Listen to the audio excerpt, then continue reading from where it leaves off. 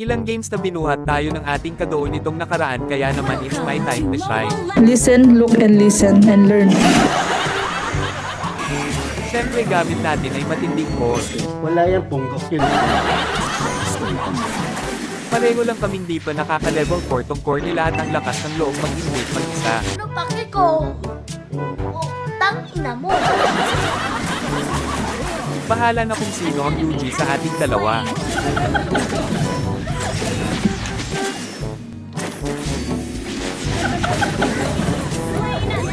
Oh!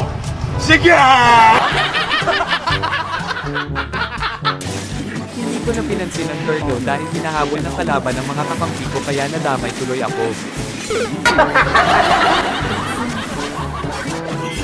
Mali yata ikot ko dahil napunta ako sa baba pero okay lang yun dahil nakakuha naman kami ng kill. Okay, ano in-okay na?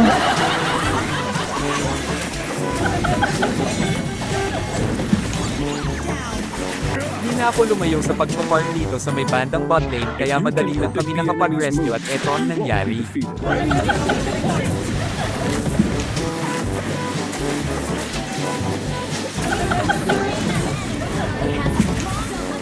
Gusto mong manakit!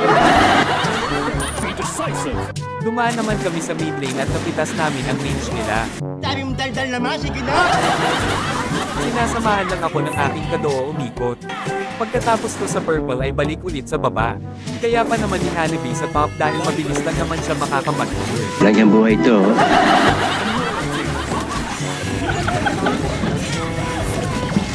Dahil patay ang XP nila ay pinush na namin ang tower. After nun ay nagtumol na naman kami sa gitna.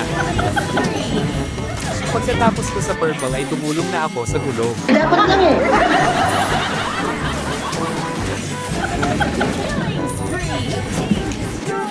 Matapang tayo mag-push dito dahil may pantakas naman tayo gawa ng rogue. Galing ha? Eto na nga at dumalaw na kami sa top lane para tulungan naman yung MM. Tulungan natin. Kawawa naman eh. Tulungan, katawang ko nila yan. Flash na naman at naisa-isa namin sila sabay basag ng tore. Akin yung tempo mo.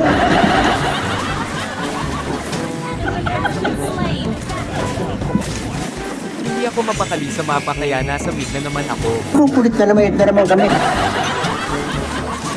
Nakakuha ako ng kill sa mid tapos dumerit yun na ako sa turtle dahil andin yung core nila.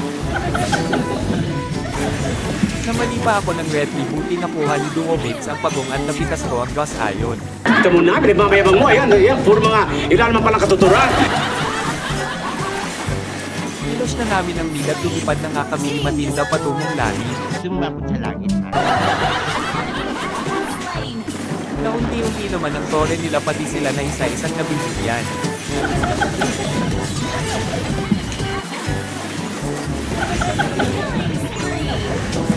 May minion sa bot lane kaya yung tore naman dito ang aking pinush. Nag-respawn na naman ang mga kalaban at eto ang mga nangyari.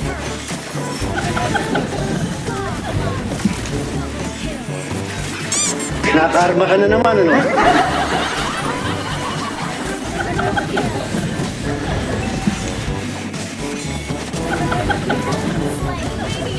Manyak pala ito eh.